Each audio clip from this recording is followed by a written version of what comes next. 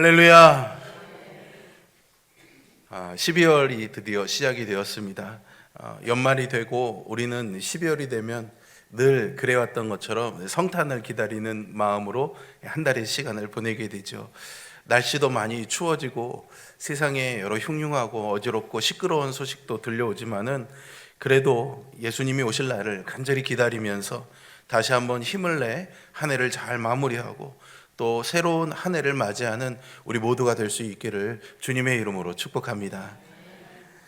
성경에는요, 달력이 두 가지가 있습니다. 구약에서는 애굽에서 구원받은 날을 기념해서 유월절을 한 해의 첫 시작하는 날로 삼습니다. 구약의 전통에 따르면 유월절이 우리로 치면요, 부활절 때랑 딱 맞아떨어집니다. 그때가 새해가 되는 거죠. 그리고 신약에서는요, 이게 이제 예수님 중심으로 넘어오게 되기 때문에 예수님이 오시기 전 4주 전부터 오늘 우리가 시작하는 이 대림절 절기를 시작하면서 이 대림절 첫 주를 기준으로 해서 1년이 시작되게 됩니다.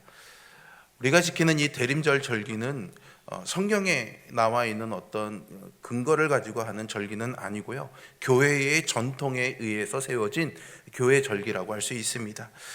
주후 4세기경부터요 초대교회에서 지켜지기 시작했는데요, 처음에는 성탄절 4주 전부터 성탄절을 기다리면서 예수님의 오심을 축하하고 감사하는 그런 성탄절을 준비하기 위해 지키는 절기였습니다. 그러다가 시간이 흘러서 한 7세기 후반쯤에 이르러서는 예수님의 탄생뿐만이 아니라 다시 오시겠다고 약속하신 그 약속을 되새기면서 그리스도의 재림을 기다리는 절기로서의 의미가 추가되었습니다. 당연한 것 같아요. 왜냐하면 환난과 핍박, 어려움들이 있었기 때문에 주님이 언제 오시나 하는 그런 간절함들이 컸거든요. 그래서 그때부터 대림절은요, 단순히 이 성탄절을 준비하는 그런 기간이 아니라 거기서 더 나아가서 이 세상에 끝날 때 다시 오실 그리스도를 준비하고 또 기다리는 그런 기간으로 지키게 된 것입니다. 대림절을 가리키는 말이 영어로요, 어드벤트라는 단어입니다. 이 어드벤트라는 말에는요, 온다, 도착한다 라는 뜻을 가지고 있습니다. 왜 이 말이 대림절의 의미로 사용되었느냐 하면은요, 당시에 로마 제국에서 황제가 즉위를 하게 되면 여러 도시들과 지역들을 방문하면서 순찰했습니다. 그때 각 지역에서 황제가 오는 날을 기다리겠죠. 저도 군대에 있을 때 사단장님이 오신다 하면 한 달 전부터 아주 난리벅세기를 치면서 칠도 하고 고장난 거 고치고 목소리 키우는 훈련에서 쨍쨍 크게 경례하는 연습도 하고 했던 기억이 납니다. 아마 그런 일들이 있었으니까 황제께서 오신다, 그래서 그의 방문, 황제의 방문해서 His Advent라고 한 말에서 이 유래가 된 것입니다. 왜냐하면 당시에 로마의 황제들이 대부분 그랬지만 특별히 우리가 기억하는 황제들 중에 폭군 있죠. 네로 황제나 유대인들, 그리스도인들을 아주 핍박했던 도미티안 같은 황제들이 있습니다. 이 황제들은요, 자신을 신격화했습니다. 그래서 사람들에게 자신을 Lord, 주 하나님 이렇게 부르게 했습니다. 그리고 그렇게 부르기를 거부하면은 핍박을 했죠. 그리고 기독교인들은요, 로마 황제는 연약한 인간일 뿐이고 예수 그리스도만이 진정한 우리의 주님이시고 진정한 만왕의 왕이시고 만주의 주이심을 선포하면서요, 핍박 가운데서도 다시 오실 그 주님을 믿고 기다렸습니다. 그리고 황제를 주로 부를 것을 거부했던 것이죠. 그래서 초대교인들은 이 환난과 핍박 속에서도 이 어드벤트, 그가 오신다라는 이 말을 황제가 오는 말로 받아들인 것이 아니라 하나님이 죄인을 구원하시기 위해서 오셨던 그 성탄절을 기다리면서 구세주께서 황제와 같이 우리에게 다시 오실 것이다 라는 의미로 바꾸어서 황제의 옴을 그리스도의 오심으로 바꾸어서 사용했던 겁니다. 그래서 이 대림절, 어드벤트라는 말에 나타난 대림절의 의미는 하나님께서 우리를 구원하시기 위해 예수 그리스도로 이 세상에 오셨음을 의미하는 것이죠. 대림절은 이렇게 그리스도께서 오신 것을 기념하고 또 다시 오실 것을 기다리는 소망의 절기이지만, 그 기다림은요, 평화의 왕으로 오셨던 2000년 전 예수님의 첫 번째 방문인 초림을 근거로 하고 있습니다. 실존 인물로서 역사 속에 찾아와 주신 그 하나님의 임재하심, 하나님의 성육신, 이 초림의 사건이 없었다면 애당초 우리 기독교 신앙은 시작될 수가 없었을 것입니다. 뿐만 아니라 이제 다시 그리스도께서 다시 오실 것이라는 재림의 신앙이 없다면 지금 우리 기독교 신앙은 허물어질 수밖에 없겠죠. 현실의 불합리성이나 절망과 인생의 고통 가운데서 벗어나서 완전한 구원을 얻게 되는, 하나님이 약속하신 말씀이 이제 완전히 성취되고 드러나는, 그래서 우리가 완전한 구원을 받게 되는 것이 바로 그날이기 때문입니다. 교회는 늘 이렇게 구원자로 오셨던 주님의 초림과 심판주로 장차 오실 재림의 주님 사이에, 이 사이에서 양쪽의 긴장감을 가지고 살아가는 공동체다 말할 수 있습니다. 그래서 이 기다림은 단순한 그런 기다림의 의미가 아니라 바로 이 기다림이 교회를 지켜주는 힘이 되고 정체성이 된다는 사실을 우리는 이 대림절 절기간에 다시 한번 마음에 되새겼으면 좋겠습니다. 여러분, 재림이 없다면 우리가 이렇게 열심히 신앙하는 이 신앙이 얼마나 허무하겠습니까? 주님의 다시 오심이 없다면 어쩌면 이 힘겨운 상황에서 붙들고 살아가는 이 주님의 약속이 모두 허무로 떨어지고 말 것입니다. 이 땅의 교회들이 구원의 빛으로 오실 주님의 길을 밝히는 간절한 마음을 담아서 이렇게 초에 불을 붙이는 이유는 여기에 있는 것이죠. 하나님은요, 이러한 소망을 가지고 간절하게 기다리는 우리들을 외면하지 않으십니다. 그래서 힘을 주시죠. 능력을 주시는 줄로 믿습니다. 또한 은혜를 주십니다. 이사야서 40장 31절의 말씀처럼요, 독수리가 힘차게 날개치며 올라가는 것 같은 힘도 주실 줄로 믿으시기 바랍니다. 다른 박질에도 곤비하지 아니하고 걸어가도 피곤치 않는 힘을 주시는 그 하나님의 은혜가 우리 모두에게 누려지기를 주님의 이름으로 축복합니다. 그렇다면 우리가 이 대림절기를 보내면서 과연 무엇을 기억해야 될지, 무엇을 우리의 마음에 새겨야 될지 몇 가지만 여러분들과 나눠보겠습니다. 첫 번째는요, 우리는 예수 그리스도께서 메시아로 오셨음을 믿습니다. 그 오셨던 그 주님의 성탄을 기다리는 절기로 대림절을 보내는 거죠. 우리가 믿는 기독교, 그리스도교는요, 다 예수님의 이야기입니다. 기독교라는 말 자체가 그리스도, 예수 그리스도를 가리키는 말이니까는요, 성경 66권 모든 이야기들이 다 예수님을 여러 가지 모습으로 우리에게 알기 쉽게 알려주고 있습니다. 요한복음 5장 39절에 보시면요, 너희가 성경에서 영생을 얻는 줄 생각하고 성경을 연구하거니와 이 성경이 곧 내게 대하여 증언하는 것이니라 예수님께서 말씀하셨습니다. 성경이 누구를 증언한다고요? 예수 그리스도를 증언하고 있는 겁니다. 그래서 구약 39권도요, 죄인인 인간을 구원하시기 위해서 장차 오실 메시아를 이렇게 오실 것이다 라고 예수님을 미리 보여주는 예고편이라고 할 수 있습니다. 구약에는 많은 믿음의 사람들이 나옵니다.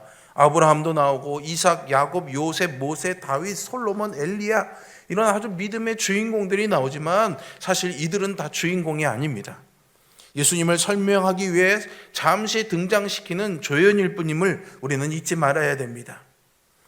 성경의 첫 번째 책인 창세기를 보면요, 하나님은 능력의 말씀으로 천지를 창조하시고 첫사람인 아담을 자신의 형상을 따라서 친히 손으로 빚으셔서 우리를 지어주시고 하나님의 생기를 그 코에 불어넣어 주셔서 우리가 생령인 존재가 되게 하셨습니다.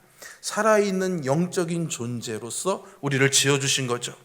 그래서 아담은 하나님을 대신해서 하나님이 만드신 이 창조 세계를 다스릴 수 있도록 하나님의 형상을 그에게 더입혀 주신 겁니다. 그런데 말이죠, 뱀으로 변장한 마귀의 유혹에 그만이 아담과 하와가 넘어가서 하나님의 말씀을 어기고 선악을 알게 하는 나무의 열매를 먹음으로 죄를 짓게 되죠. 그래서 아담과 하와는 저주를 받아서 에덴 동산에서 쫓겨나게 됩니다. 이때 사랑이 많으신 하나님은요, 에덴 동산에서 쫓겨난 인간이 다시 하나님께 돌아올 수 있는 길을 열어주시는 엄청난 약속을 하셨습니다. 그게 바로 창세기 3장 15절의 말씀입니다. 같이 한번 우리 읽어보겠습니다. 내가 너로 여자와 원수가 되게 하고 내 후손도 여자의 후손과 원수가 되게 하리니 여자의 후손은 내 머리를 상하게 할 것이요 너는 그의 발꿈치를 상하게 할 것이니라 하시고 아멘. 이것이요 창세기에서 시작된 하나님의 역사에서 가장 먼저 우리에게 약속된 첫 번째 약속입니다. 그래서 이 창세기 3장 15절의 말씀을 신학에서는요 원복음, 원시복음이라고 말합니다. 죄를 지은 인간에게 주시는 최초의 언약이자 최초의 복음으로 장차 메시아를 보내셔서 원수 마귀를 꺾고 다시 에덴 동산으로 우리를 불러 모아 하나님과 행복하게 동행하는 길을 만들어 주시겠다라는 약속이었죠. 그리고 출애굽기에 넘어와서 하나님은 그것이 어떻게 이루어지는지 이스라엘 백성이라는 하나님 백성 모델을 통해서 보여주십니다. 애굽 왕 바로 밑에서 종살이하던 이스라엘 백성들을 구원하시기 위해서 모세라는 지도자를 세워서 유월절 날 어린 양을 잡아서 문설주와 문 인방에 발라 그 피를 그들에게서 죽음이 벗어나게 하는 구원의 역사로 만드시고 그들을 애굽에서 구원해 내셨죠.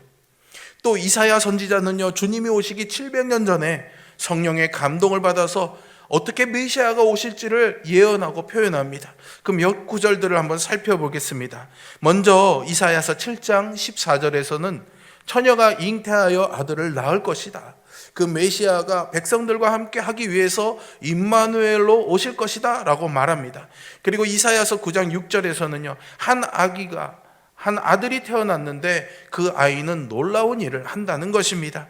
또 이사야서 53장 4절에서 그분이 우리가 지은 허물과 죄를 위하여 대신 고난당하고 죽으심으로 우리가 구원받는다고 말해줍니다. 뿐만 아니라 미가서 5장 2절에서는 그분이 유대 땅 베들레헴에서 태어날 것이라고 아주 구체적인 그런 예언을 하기도 하죠.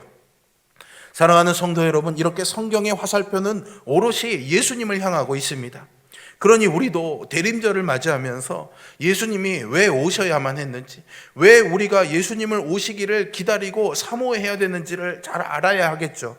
그래야 성탄의 기쁨이 은혜가 되는 것이고 다시 오실 주님에 대한 소망이 믿음으로 확고해질 것입니다. 하나님은 저와 여러분들을 위해서 자신의 하나뿐인 외아들 독생자 예수를 보내주셔서 십자가에 피 흘려 죽게 하심으로 우리를 죄와 사망과 지옥에서 건져주시기 위해서 큰 사랑을 베풀어 주셨습니다. 아버지 하나님께서는 하늘의 모든 영광을 다 버리시고 하나뿐인 아들을 죽게 하려고 이 땅에 보내셨습니다. 그 큰 사랑을 생각하며 감사하는 마음으로 이 대림절기를 기다리며 사모하는 마음으로 이 4주간의 시간을 보내는 우리 모두가 되기를 소망합니다. 두 번째는요, 우리는 예수님이 지금도 나와 함께 하신다는 것을 믿고 기다립니다. 신약의 27권은요 구약에 예언된 메시아가 약속대로 죄인들과 함께 하기 위해 오셨는데 그분이 바로 예수 그리스도시라는 것을 증명하고 있습니다. 마태복음 1장 23절의 말씀, 보라 처녀가 잉태하여 아들을 낳을 것이요 그의 이름은 임마누엘이라 하리라 하셨으니 이를 번역한즉 하나님이 우리와 함께 계시다 합니다 라는 이 말씀은요 바로 아까 우리가 본 이사야서 7장 14절의 말씀이 이루어진 것을 말해주고 있습니다.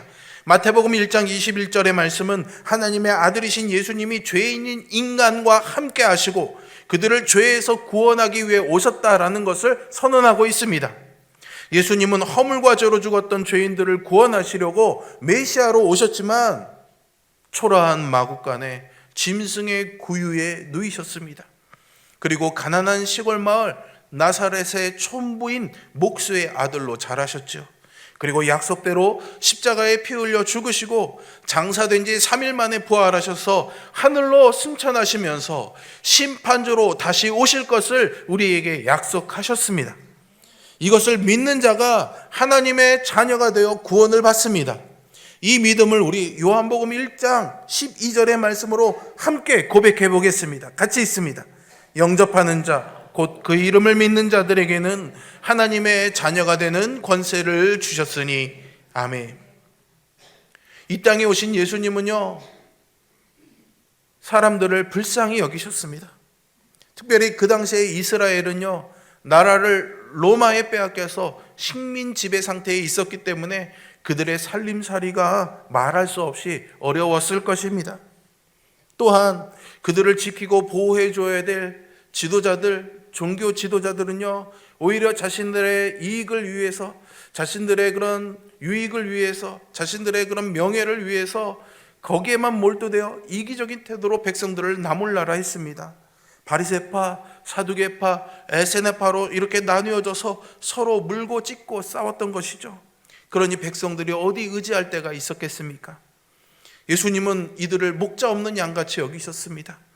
그래서 이리저리 떠밀려 다니는 이 백성들을 보시면서 불쌍히 여기셨죠.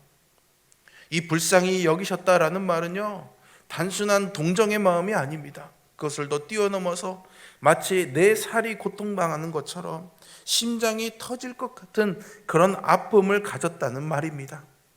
예수님께서 이 땅에서 이 아픈 마음을 가지고 3년 동안 공생의 사역을 하시면서 많은 일을 하셨죠. 마태복음 9장 35절은 이 주님의 사역을 정리합니다. 예수께서 모든 도시와 마을에 두루 다니사 그들의 회당에서 가르치시며 천국 복음을 전파하시며 모든 병과 약한 것들을 고치시니라 기록하고 있습니다. 예수님께서 어떤 일을 하셨습니까? 회당에서 가르치시는 사역을 했습니다. 그리고 복음을 전파하시는 전도 사역을 했습니다. 그리고 많은 병자들을 고쳐주시는 치유 사역을 했습니다. 이 가르치는 사역, 전도 사역, 치유 사역을 예수님의 3대 사역이라고 합니다. 그래서 오늘날 교회가 주님의 이 사역을 본받아서 그대로 이 사역을 합니다. 그래서 이것을 또한 오늘날 교회의 3대 사역이라고도 말합니다. 예수님은 말씀을 가르치셨고 하나님 나라의 천국 복음을 전파하셨고 모든 병과 약한 것을 고쳐주셨습니다. 오늘 지금 이 시간에도 예수님이 성령으로 우리 교회에 임하셔서 여러분들의 삶에 임재하셔서 말씀을 깨닫게 해주시는 가르치심의 사역을 하시고 천국의 기쁨을 누리며 우리의 몸과 영혼과 모든 것들을 다 고쳐주실 줄 믿습니다. 예수님은요, 마태복음 28장 20절에서 이렇게 약속하셨습니다.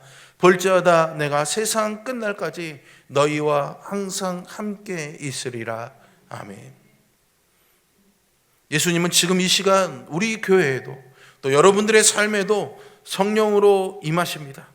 우리는 주님의 이 약속을 기억하면서 주님이 임하실 그것을 사모하며 기다리는 그런 믿음으로 살아가야 하겠습니다.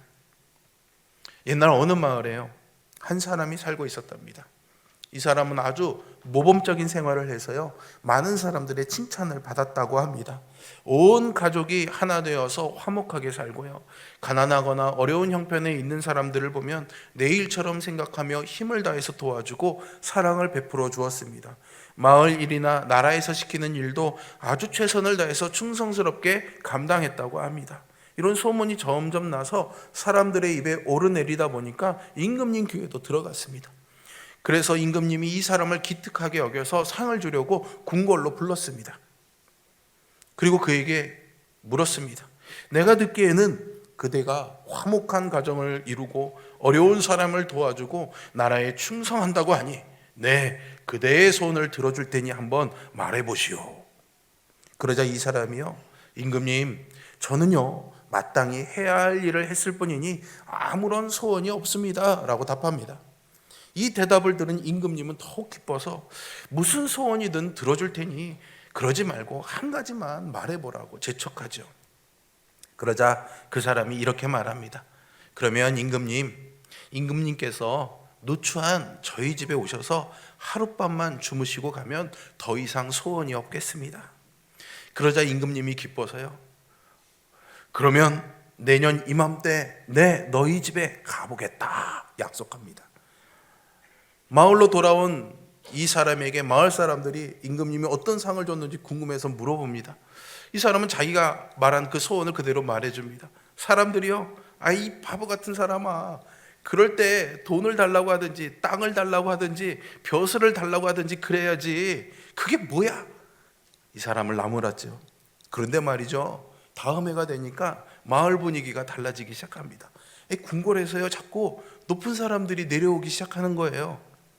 임금님이 머물고 하룻밤 머무실 방, 식사하실 식당, 마차를 타고 오시는 길, 수행원들이 머물 장소, 임금님을 지킬 병사들이 머물 곳 등 이 준비할 일이 한두 가지가 아닌 거죠. 임금님이 오신다는 소식을 듣고 군수나 도지사도 찾아와가지고 뭘 도와줄 게 없냐고 아주 난리가 났습니다. 드디어 임금님이 오실 날이 가까워지니까는요, 길이 시원하게 뚫리고 여러 채의 집을 지어지게 되고 많은 땅이 이 사람 이름으로 주어지게 됩니다. 그리고 임금님이 와서 머물고 떠나가시면서 이 사람에게 주어진 이것들이 다른 사람들이 욕심을 내서 뺏어가지 못하도록 높은 벼슬도 주게 되죠. 그제야 마을 사람들이 이렇게 말했습니다. 야, 임금님이 오시니까 다 되는구나. 한번 따라해 보세요. 임금님이 오시니까 다 되는구나. 네, 여러분, 동화 같은 이야기고 물론 지어낸 이야기지만 이 이야기에 우리가 대림절을 어떻게 기다려야 될지 진리가 담겨져 있다고 저는 생각합니다. 이 사람은요, 다른 것들을 구하지 않고요, 임금님이 자기 집에 오시기를 원했을 때 모든 것들이 다 채워졌습니다. 우리의 삶에도 필요한 많은 것들이 있죠. 물질도 필요하고 건강도 필요하고 사람들과의 좋은 관계들도 필요합니다. 그런데 말이죠, 왕이신 예수님이 오시면 되는 겁니다. 만왕의 왕이요 만유의 주가 되신 하나님의 아들 예수 그리스도를 믿고 영접하면 하나님의 자녀가 됩니다. 그 뒤에 하나님이 우리의 아버지가 되어주셔서 항상 함께하여 주시고 때를 따라 도와주십니다. 우리의 작은 신음에도 응답해 주시고 세상 끝날 때까지 우리와 함께 하실 것입니다. 이 소망과 믿음이 이 대림절 절기의 임마누엘의 신앙으로 여러분들에게 머물기를 주님의 이름으로 축복합니다. 마지막으로요, 우리는 재림주로 오실 예수님을 기다립니다. 구약에 예언되었던 메시아는 신약에서 예수 그리스도로 오셨고요, 예수님은 이 땅에 오셔서 하나님께서 맡겨주신 일을 다 이루셨습니다. 죄인들과 함께 하시면서 천국 복음을 전하시고 말씀을 가르치시고 약한 것을 고치시고 병든 자들을 고쳐주셨습니다. 십자가에 죽으셨다가 부활하신 후에 승천하시면서 내가 다시 오겠다 약속하셨습니다. 대림절은 예수 그리스도께서 다시 오실 것을 믿는 성도들이 기대하고 기다리는 소망의 절기입니다. 믿는 자들이 이제 마지막 때에 하나님의 심판대 앞에 서서 잘했다 칭찬받고 상급을 받는 영광의 날을 준비하는 절기입니다. 그런데 어떤 사람들은 주님이 언제 오실지 그 때와 시기에만 매달려가지고 별의별 짓을 다 합니다. 특별히 악한 영들, 거짓의 영들이 사람들을 미혹해서 내가 재림주다, 이때 재림, 세상에 종말이 올 것이다 라며 사람들을 미혹하고 넘어뜨리고 있습니다. 그래서 수많은 사람들이 내가 계시를 받은 재림주다, 언제 종말이 올 것이다 라고 말해주면 그곳으로 우르르 몰려가게 되죠. 우리나라에도 그런 일이 아주 유명한 일이 있지 않았습니까? 이장님이라는 사람이 다미선교회를 조직해서 1992년 10월 28일 종말이 온다고 퍼뜨리면서 많은 사람들을 유혹했습니다. 사람들이 거기에 미혹돼서 직장도 그만두고 학교도 포기하고 가정도 버리고 뛰어나가서 휴거를 기다렸죠. 얼마나 이 영향이 컸냐면 여러분들 지금 사진에서 보는 것처럼 KBS에서 그 시간에 다미선교회 집회를 중계 방송을 했습니다. 정말로 그런 일이 일어날까? 그렇게 말이죠. 하지만 주님이 오셨습니까? 안 오셨습니다. 그때 오지 않으셨습니다. 그럼에도 불구하고 우리는 언제 일런지는 모르지만 예수님께서 다시 오실 것을 믿는 이 신앙을 굳게 붙잡아야 합니다. 마태복음 24장 36절에서 예수님은요, 그날과 그때는 아무도 모르나니 하늘의 천사들도 아들도 모르고 오직 아버지만 아시느니라 말씀하셨습니다. 그날과 그 시는 오직 아버지만 아시기 때문에 우리는 날마다 십자가를 붙들고 주님이 오시기를 사모하면서 내 맡은 바 일에 최선을 다해 살아가야 하겠습니다. 마태복음 24장에 보시면은요, 두 사람이 밭에서 일하고 있는데 한 사람은 데려가고 한 사람은 버려둠을 당합니다.